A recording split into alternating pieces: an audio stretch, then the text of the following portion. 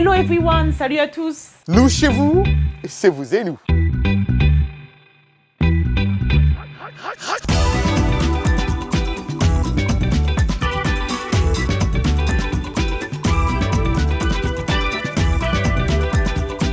Ravi de vous retrouver pour ce nouveau numéro de Vous et Nous. Comme vous le constatez, nous sommes encore en dehors des studios de la VOA pour répondre à la distanciation sociale.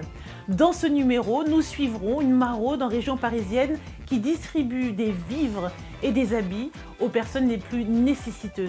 Madjabou Gospel est un collectif d'artistes dont la seule motivation est de partager le véritable message porté par une définition simple du mot merveilleux. Ils seront en concert ici à Washington DC ce week-end. L'artiste Deborah Lukalou nous en parle à la fin de cette édition de Vous et Nous. L'industrie technologique emploie depuis longtemps principalement des hommes dans des rôles techniques, mais un groupe de femmes près de Seattle entend bien changer la donne. Et dans la question hashtag Vous et Nous, la question hebdomadaire de cette semaine, nous parlerons de différentes façons d'aider les personnes nécessiteuses. Et puis, vous ne voulez pas rater notre segment que vous adorez tous, de Michel Joseph, c'est Anglais Express. Mais d'abord, revenons, parce qu'on en a parlé tout ce mois, revenons encore une fois sur le Black History Month. Que beaucoup d'entre vous ont seulement appris ici sur VO Afrique. Cet événement qui est célébré tout au long du mois de février ici aux États-Unis et qui touche déjà, comme je venais de le dire, à sa fin. Tout au long du mois de février, les gens de partout aux États-Unis participent aux activités et aux festivités du mois de l'histoire des Noirs qui honore l'héritage des Afro-Américains et de leur communauté. Pour en parler un peu plus, j'ai rencontré un Afro-Américain, Bruce Milton, qui est né et grandi à Washington DC. Suivons ce petit extrait. Pour moi, en grandissant, j'ai eu beaucoup de mentors masculins noirs dans ma vie, à commencer par mon père, qui était un excellent mentor pour moi, mais j'étais aussi un scout. Mon scout master, Don Green, a aussi une influence énorme dans ma vie. Donc, je profite de votre média pour le remercier. Je me rappelle aussi de Ron Fraser, un réalisateur pour qui j'ai travaillé jusqu'à sa retraite. J'ai donc eu beaucoup de modèles masculins noirs très exemplaires dans ma vie et aujourd'hui, j'essaie de pratiquer tout ce qu'ils m'ont appris car ils ont contribué à faire de moi ce que je suis aujourd'hui. On dit que l'histoire de Noir aide à raconter l'histoire de l'Amérique. Qu'en pensez-vous? Eh bien, ici, nous disons toujours que l'histoire des Noirs dure plus d'un mois. Donc, je peux dire par là que c'est tous les jours. Ce n'est pas seulement en février que vous pouvez apprendre quelque chose sur ce que les Afro-Américains ont apporté dans ce pays. Et c'est cela la beauté des USA. Nous avons tant d'histoires à raconter. Nous apprenons chaque jour ici. Je me rends compte qu'après des années, c'est maintenant que les gens apprennent sur tout ça. C'est maintenant que certaines personnes découvrent le Juneteenth. Vous voyez donc, le mois de l'histoire des Noirs est ce moment idéal pour souligner et marteler que nous avons besoin de nous rappeler de notre héritage. Ce mois est donc formidable. Mais cela ne doit pas se limiter au mois de février. L'apprentissage de l'histoire des Noirs est plus important que le mois de février. Parce que l'histoire des Noirs est notre histoire collective et doit être traitée comme telle. Vous l'avez sûrement appris, le thème de cette année pour ce mois de l'histoire des Noirs est la santé et le bien-être. Oui, étant donné que la pandémie de Covid-19 est en cours et que la santé et le bien-être sont primordiaux pour nous, non seulement pour notre santé physique, mais aussi pour notre santé mentale. Nous avons vu pendant cette pandémie que le Covid touchait de manière disproportionnée, que ce soit sur le plan mental ou physique. Il y a un impact sur les minorités à tous les niveaux de manière différente de celui de la population générale. Donc je pense que c'est super que le thème de cette année mette en avant la santé, car c'est primordial à l'heure actuelle. Merci Roger pour cet élément qui nous permet une nouvelle fois de parfaire notre culture générale. On l'oublie parfois, mais de nombreux inventeurs sont noirs et ont contribué au bien-être de l'humanité tout entière. Donc il est bon de le rappeler. On va passer à toute autre chose à présent. Un organisme s'appelant Black Spoon permet des thérapies de groupe. Comme son nom l'indique, c'est un espace réservé essentiellement à des Afro-Américains. Le but est de les accompagner pour leur santé mentale et également de discuter avec eux de problématiques qui leur sont propres.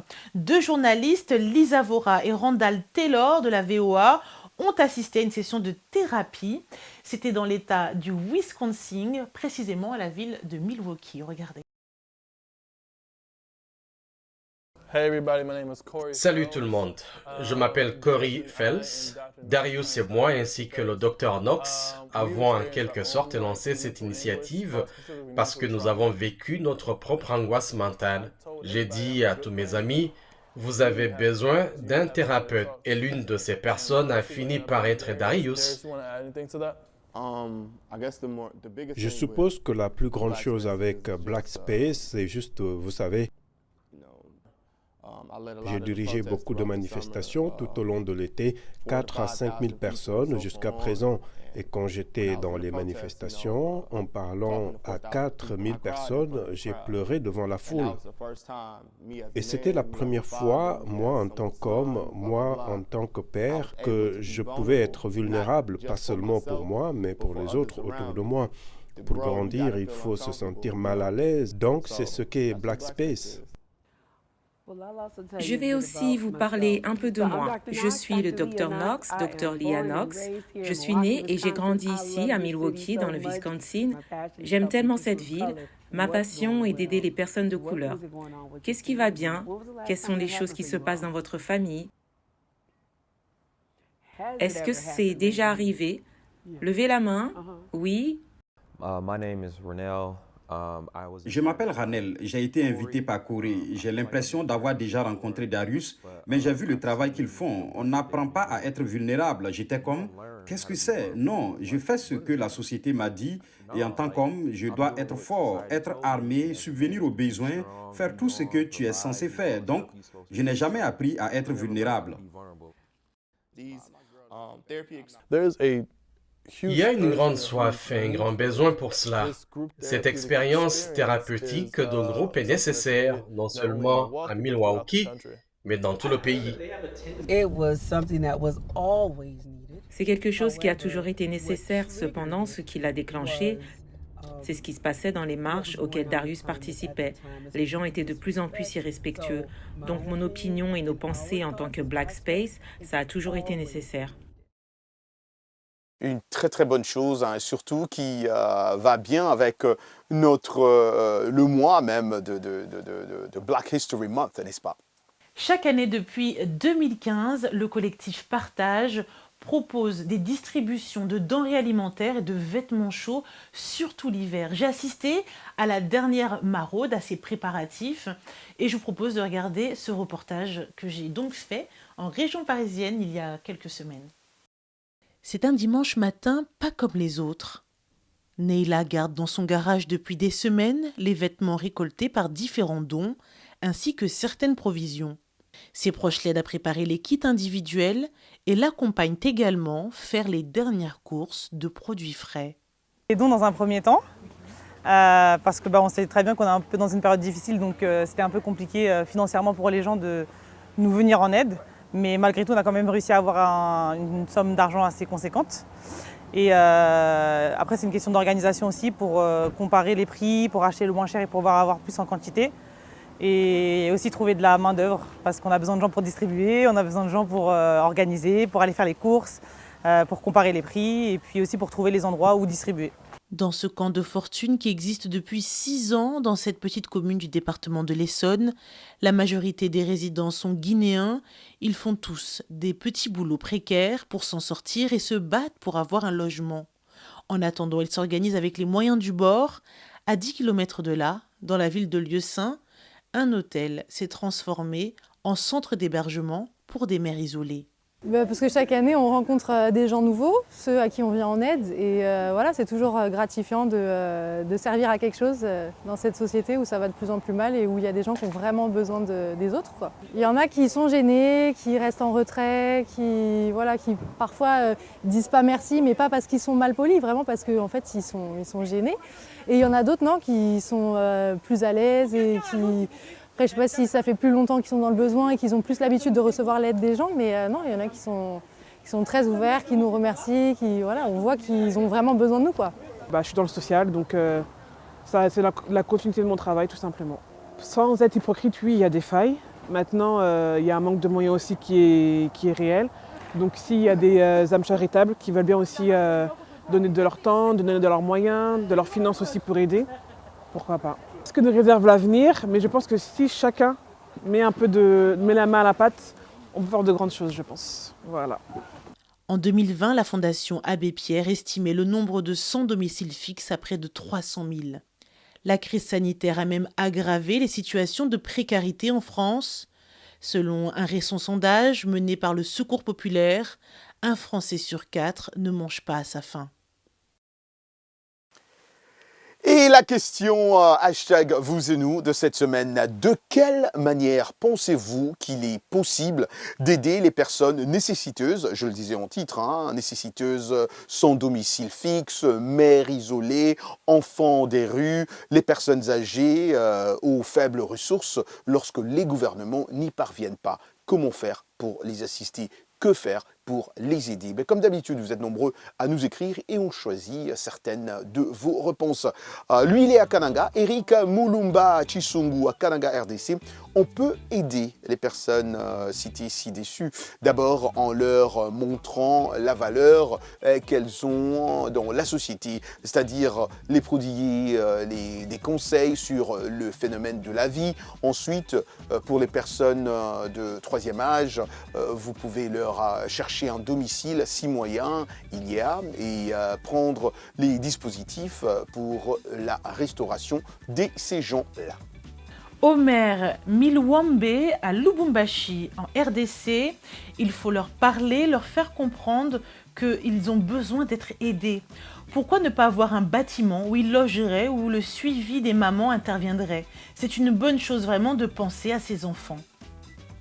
Isaac Ngandou à Likasi, la meilleure façon d'aider nos compatriotes, il faut d'abord un bon conseil et les rassurer moralement et physiquement. Ensuite, les présenter un bon plan pour leur intérêt propre. Yves Bakouya à Mbujimaï en RDC, il faut les approcher avec une bonne dose d'empathie pour savoir comment comptent-elles sortir de cette situation. Ce n'est pas toujours quelques billets de banque qui arrivent à résoudre la situation de la personne en détresse sociale. Merci beaucoup pour vos nombreux commentaires. On espère que vous êtes confortablement installés. On revient dans quelques instants après une courte page de pub. À tout de suite.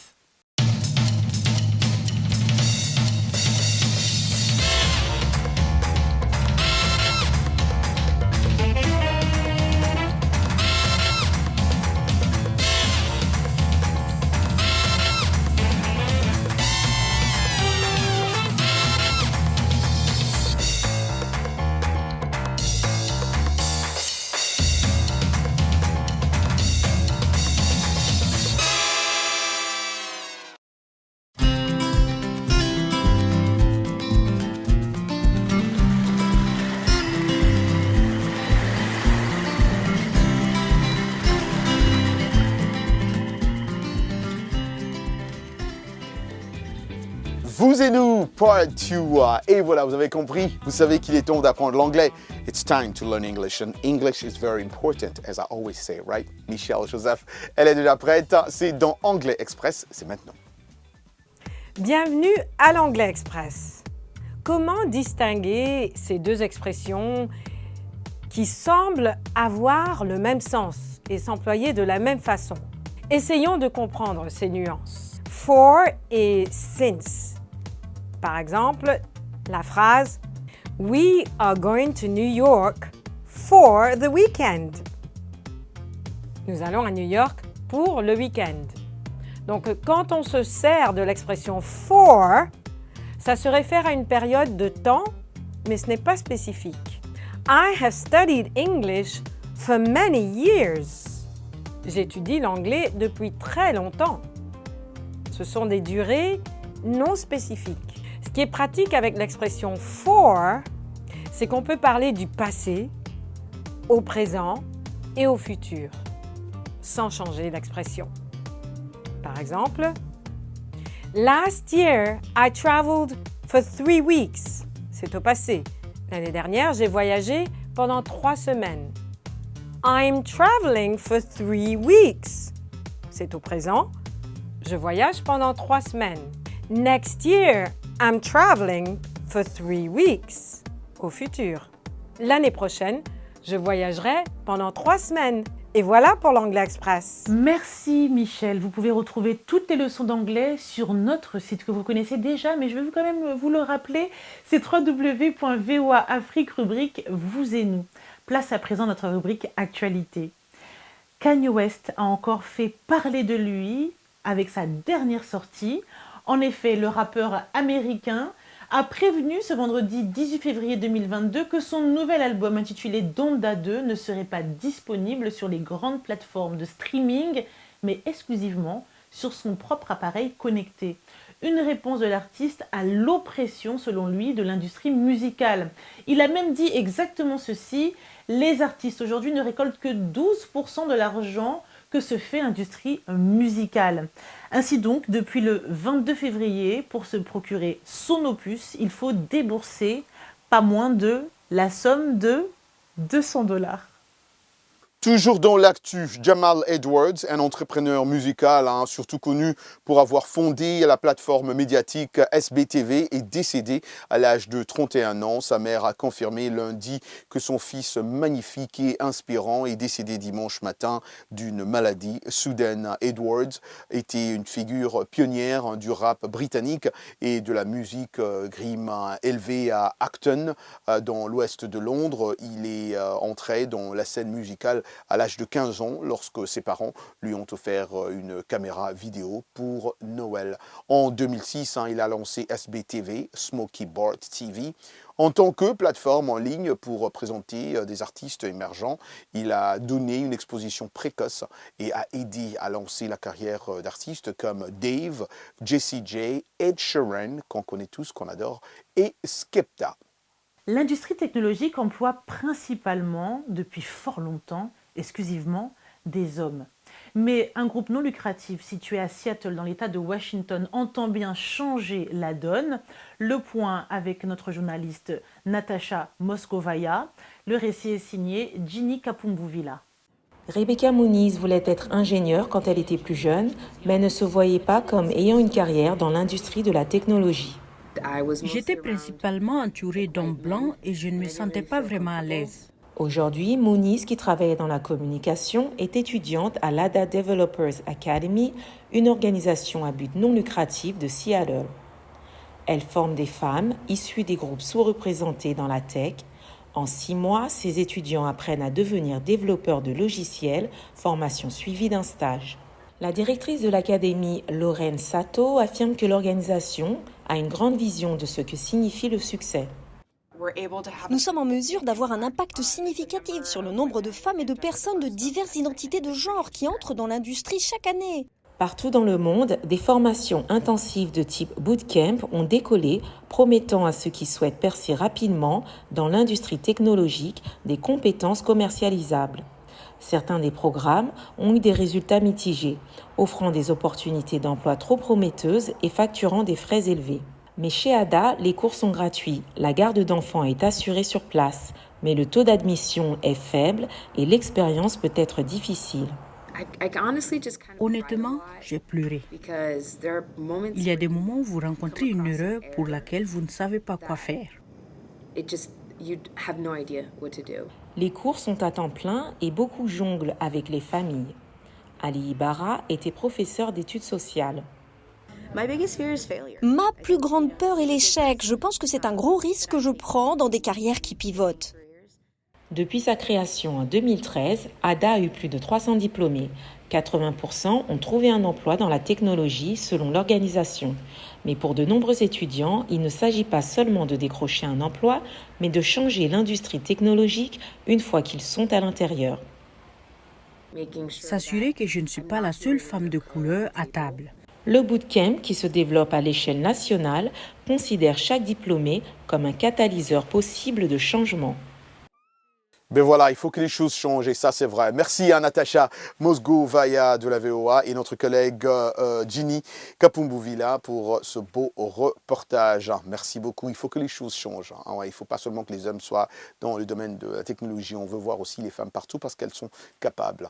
Écoutez, toute autre chose, l'ONG Nomel Global organise pour la première fois une première édition de la dictée de Nomel Global dans la capitale américaine, un événement de haute portée culturelle et éducative. À en croire en tout cas les organisateurs, il y aura la participation des Burkinabés, des Camerounais, des Congolais, des Maliens, des Centrafricains ou des Ivoiriens aussi de la diaspora dans la région de Washington DC. Je me suis assis avec l'organisateur Monsieur Phil Nomel d'Escali pour en parler un peu plus. Suivons.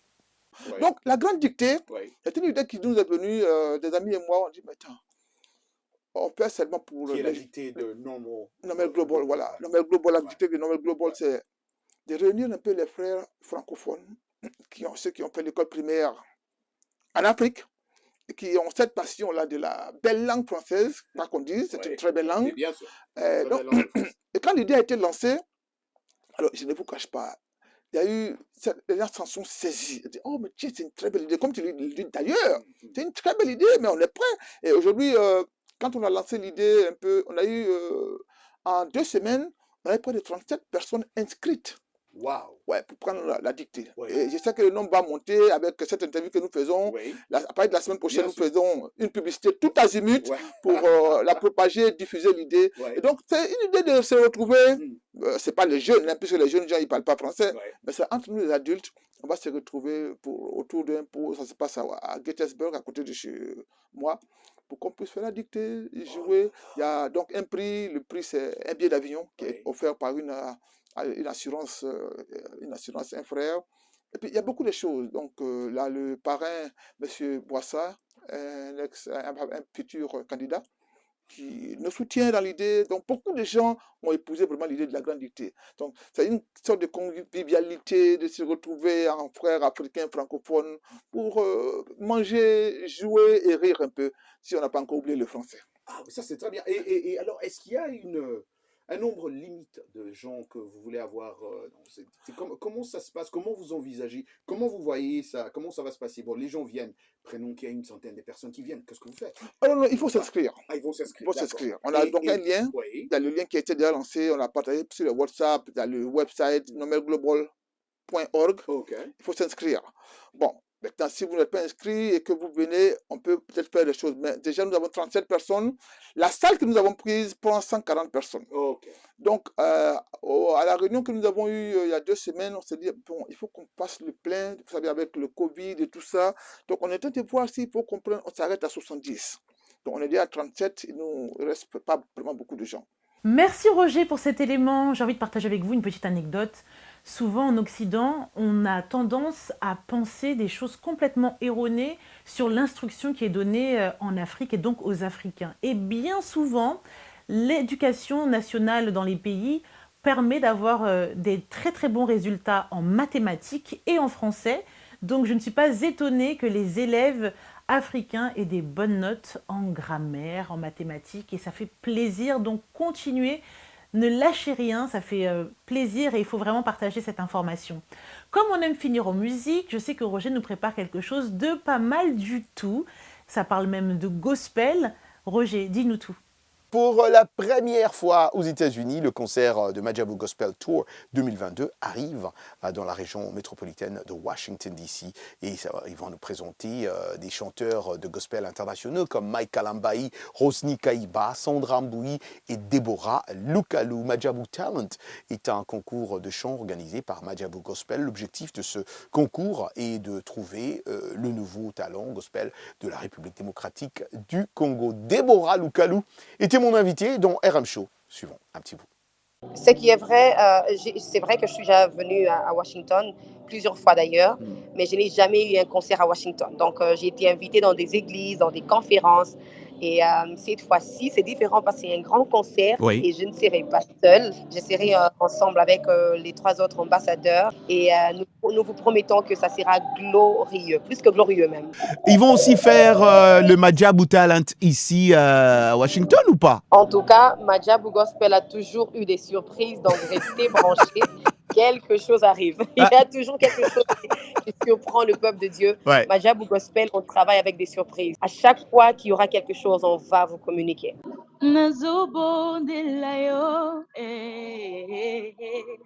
Yahweh, oh, papa yonde yulobaki.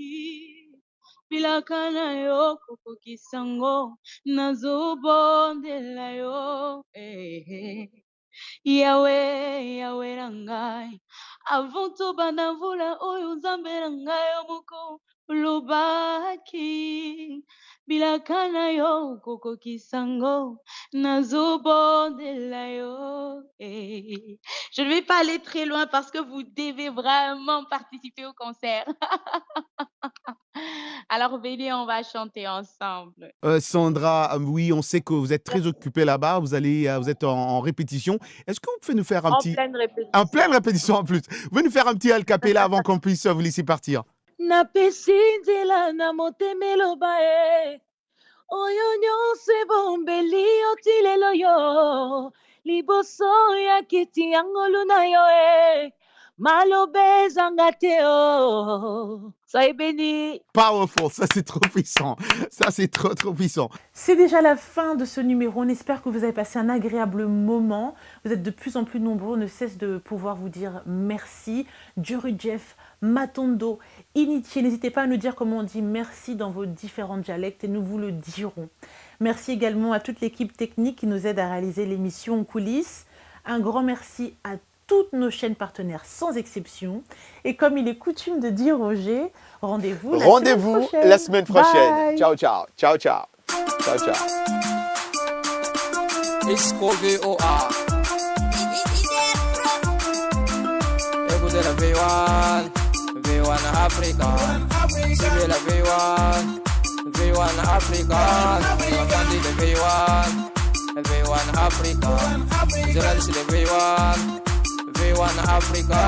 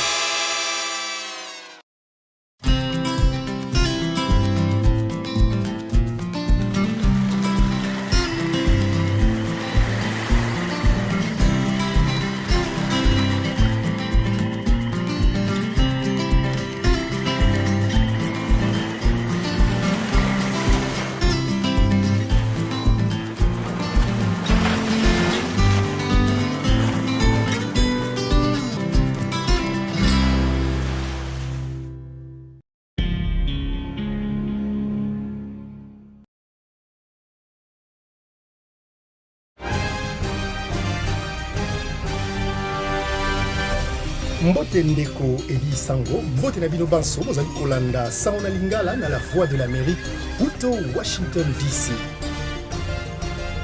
Sango ya Mokili Lelo, c'est votre nouveau rendez-vous d'actualité en Lingala de la voix de l'Amérique. Tous les jours, de lundi à vendredi, nous vous proposons 2 éditions d'actualité. La première, de 17h à 17h30 temps universel, et la deuxième, de 19h30 à 20h temps universel. Politique, société, culture, économie, sport. La rédaction Lingala de la Voix de l'Amérique vous donne rendez-vous pour décrypter l'actualité congolaise, africaine et du monde. Sango ya Mokili Lelo, c'est tous les jours, de lundi à vendredi, sur nos ondes et celles de nos stations partenaires, dans l'une des plus belles langues d'Afrique, le Lingala.